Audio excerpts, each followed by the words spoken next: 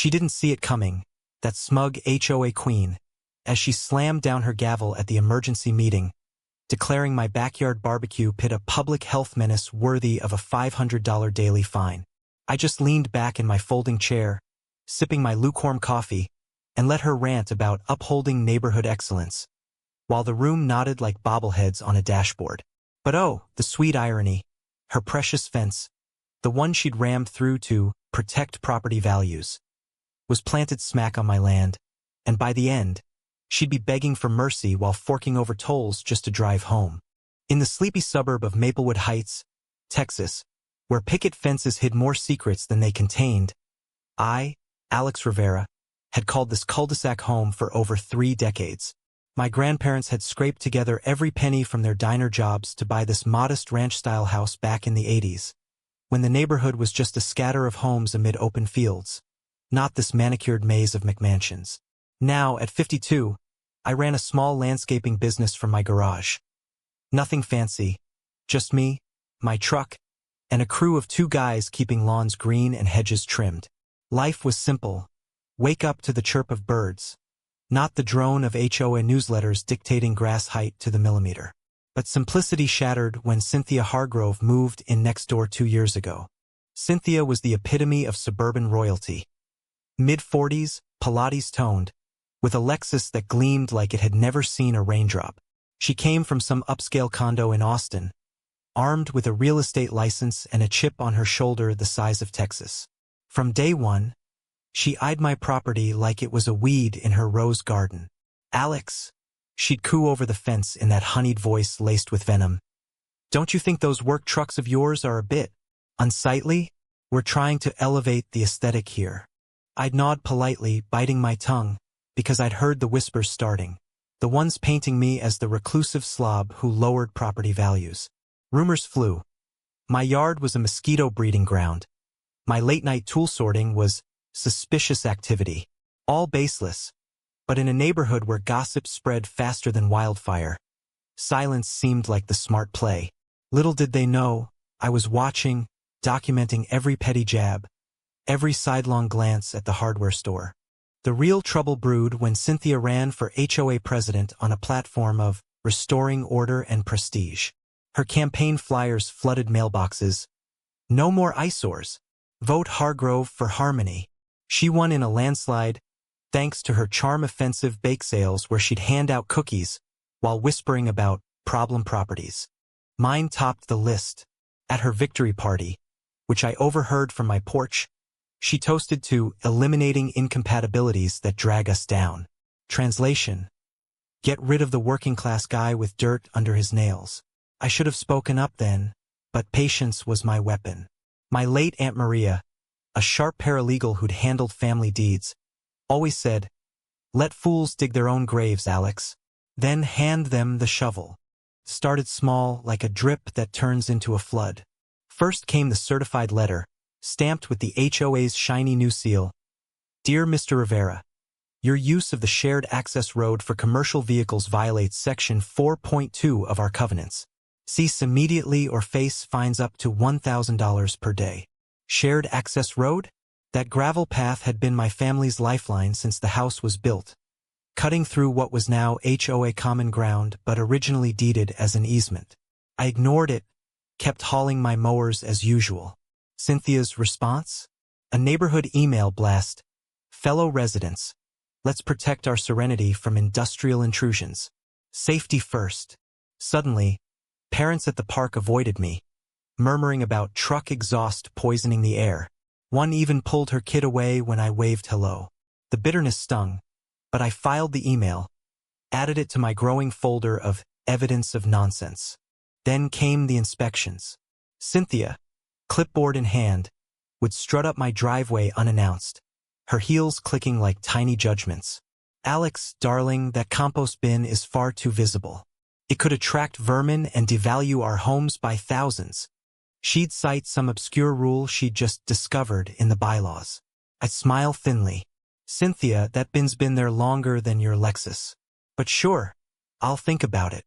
Inside, I seethed, but outwardly, stone-faced. She thrived on reactions. I denied her that fuel. Whispers escalated.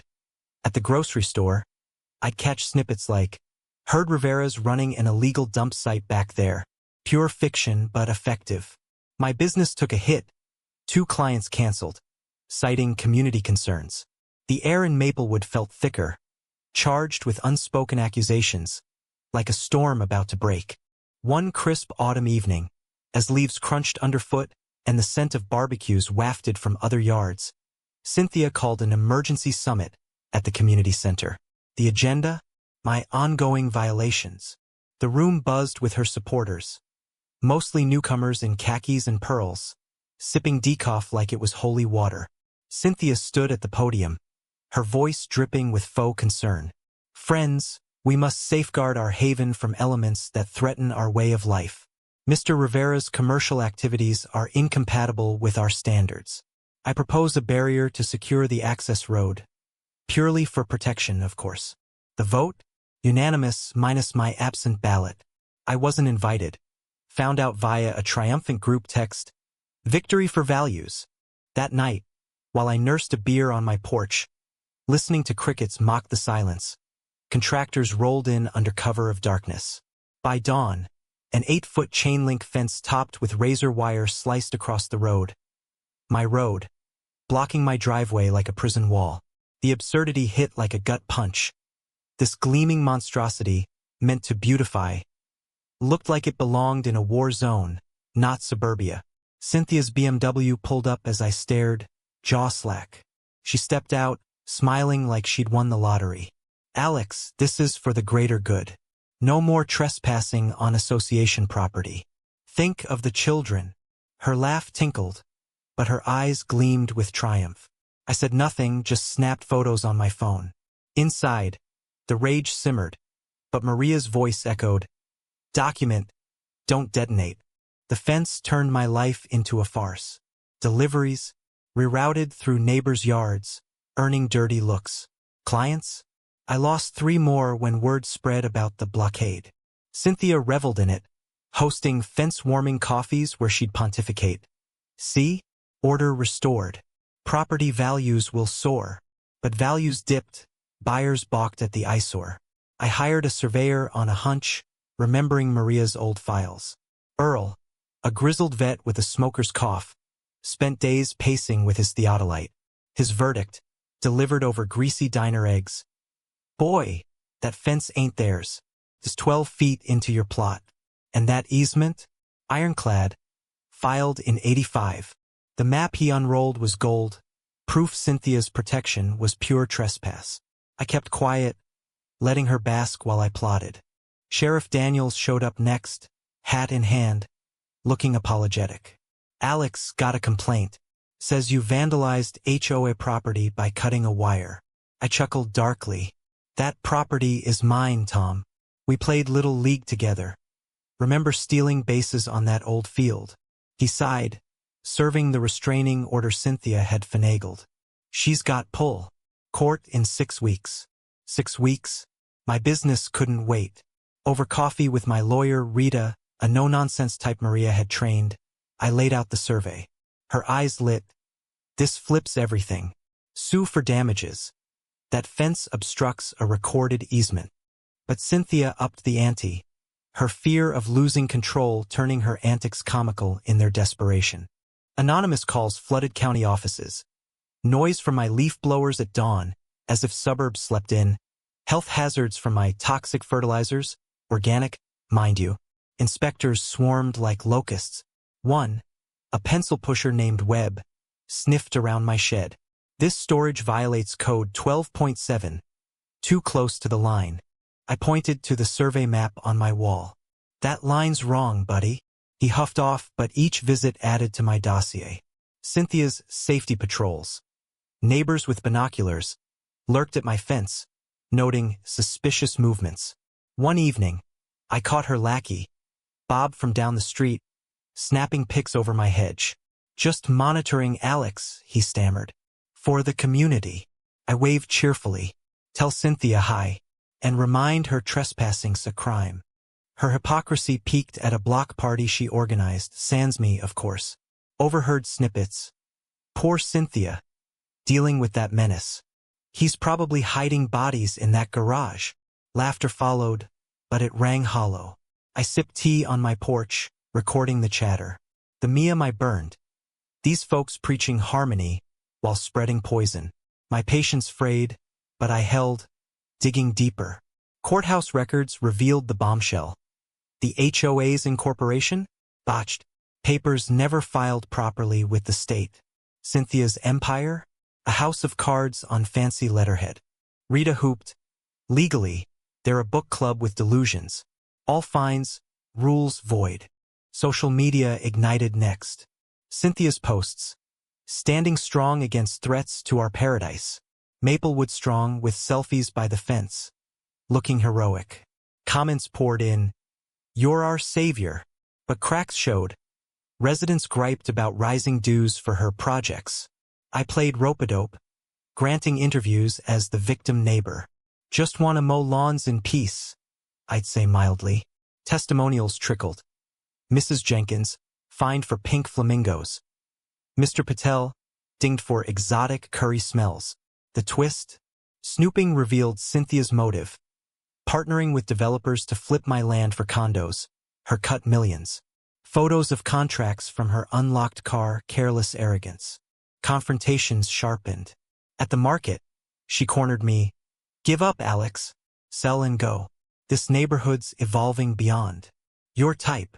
Her smile curdled. Evolving? Into what? A dictatorship. I shot back softly. She flushed, storming off. Recordings mounted. Her voice pitched higher with each lie. Desperation bred lunacy. She tried relocating the fence at midnight, floodlights glaring. My cameras caught it all. Workers muttering, "This legal." By dawn, vandalism charges loomed. Community pressure boiled. My makeshift toll booth. $5 per car on my road. Netted gripes but compliance. This is extortion, Cynthia shrieked in a voicemail. No, it's access fees, I replied calmly. Residents fled, values tanked. Her bribery attempt. A hushed call offering $50,000 to relocate quietly. Recorded, of course. Federal whispers grew. Embezzlement from HOA funds for her consulting. Tensions crested at her final reckoning meeting. Packed hall, her in power suit, slamming evidence. Rivera's a saboteur. Slides of my violations. Laughable fakes. But I rose, folder in hand. Before voting, know this, your HOA's a myth. No legal standing. Gasps as I projected surveys, records, footage. Embezzlement spreadsheets lit the screen. Bribery audio boomed. Cynthia's facade shattered. She lunged, screeching conspiracies. Sheriff cuffed her mid-rant. Feds swarming for fraud warrants. Healing dawned. HOA dissolved. Apologies flowed. Fence down by noon. I founded the Maria Legal Aid Fund for HOA victims. Values rebounded. Barbecues bridged divides. Cynthia? 15 months in prison, restitution paid. Vindication tasted like sweet tea on a summer porch. But tell me, was Cynthia the real villain? Or just a symptom of a system that lets petty tyrants rule? True or false? In suburbia, silence is complicity? Drop your take below.